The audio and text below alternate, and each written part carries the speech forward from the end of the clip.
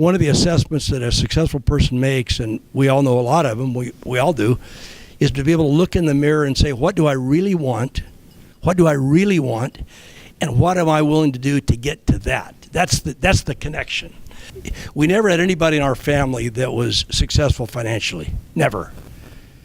My dad had 5 siblings, and one of his brothers got a degree from Oklahoma State. He was an engineer, worked for the state of California. All of the others were people that had very, very ordinary jobs, if at all. I was named for my grandfather, James. I don't go by James. I never did. I go by Kirk, which is my middle name. And that was my mother's father, Jim Cox, C-O-X. And he drove an ice cream truck where the bell goes off. They would go down the street selling ice cream out of a truck. Those kind of jobs. That's my grandfather. My other grandfather, whose name was Clyde Robison. They called him Doc. He was a ne'er-do-well. My dad said that. They were so poor in the Panhandle when my dad was a kid and a teenager that after the Dust Bowl of 29 and 30 in the mid-30s there before I was born, they would move. They would move frequently as a family into a vacant house that had been just abandoned by people who couldn't afford the payment, and would just get the hell out, go to somewhere else. They would move in with no permission, no title company, no bank, no law enforcement. Just move in for as long as somebody would let them stay there before they kicked them out to go somewhere else. You know, my dad went through some really hard times. I've told this story before.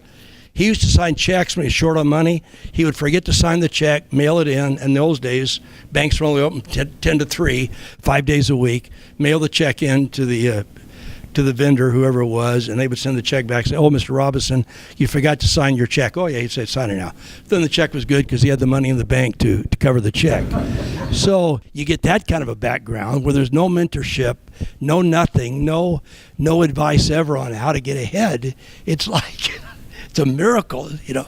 I wanted to get ahead financially, and I knew I would never reach my financial goals as an employee. I knew that. And once I found the niche that worked for me, which is self-employed, where I could make all the big decisions I wanted or delegate whatever I wanted to do, but I didn't have partners, I didn't have stockholders, I didn't have an employer. It was just me and the problem in front of me. That's what made me happiest. I married the first girl that ever liked me. I married Judy's. You know, I was only 22 when I got married. I had no job, and I drove an 11-year-old car, a Ford. Why she married me, I'll never know. I didn't have a job. I graduated in June, got a job in August. In those days, you know, a B student with a public relations degree, there's no demand. It's like you're just another 22-year-old kid running around. I actually got a job reading the LA Times, the want ads. True story. You look at the ads, you need a job. You look there, oh, salesman, Workman's Compensation Fund, state of California. So I applied and I got the job. And I was making $415 a month, and my take-home pay was $313. I'll never forget it. And so I worked a part-time job at night inventorying liquor stores and grocery stores to supplement my income when I had that. So I didn't like that job. That's when I went into the real estate side. But I couldn't afford to do that until Judy had the full-time job of working as a teacher, because otherwise I might have had zero income. And if she wasn't working, we would really be in trouble. So Judy got a master's degree and was a counselor and a teacher in California while I was doing the real estate. Because, you know, the real estate income, when you're a young guy trying to wait for commission checks, there's no guarantee there. So, but Judy had the guaranteed income, as little as it was, and I was trying to make it as this real estate broker before I got to work for Wiener Stitzel. And Judy never did any pushback. When I said, honey, we're gonna move from LA to El Paso for this business opportunity. I mean, it wasn't like I sprung it on her like that, but she knew I was looking and thinking and trying to figure out what to do. She didn't want to move, but she would never say that because she knew if we were ever going to get ahead financially, we had to take a risk, and the risk may not be right in our own backyard. They didn't need a helper in LA. They needed people out here where the stores were not doing well. And El Paso is an extremely easy place to meet people and to you meet one and they introduce you to one another. Next thing you know, you have a few dozen friends that you know them and they know you. So when I got here, the owner of these 4 stores, Wiener Stitzel's, was a railroad man himself named Jim Haley in Clovis, New Mexico. So he lived in Clovis. His son was at UTEP. And he worked these 4 stores part-time. Well, you can imagine how successful that was. So I got there, and I did the basics. I've got pretty good common sense. You look at these stores, they needed to be painted, we painted them. The lots needed to be striped, you stripe them. The landscaping was dead, you put in new plants. The lights aren't burning, you put in new lights. You basically make it look better from the street. If you don't have a good look from the street, you really make it hard for somebody to decide you're going to pull in there to eat rather than one of your competitors. When I had the Wiener Schnitzels, I thought I was so smart because I built these stores up 30, 40, 50, 60% of the sales in a year and a half. A brand called Burger Chef was here. Had one by UTEP, one in Alamogordo, one on Montana at Copia, 2 others on the east side, I think on McRae, and one other. And the guy was going broke. And I could buy them, all 5 of them, for $100,000. No real estate, just buy the business and the equipment inside the building that went along with that.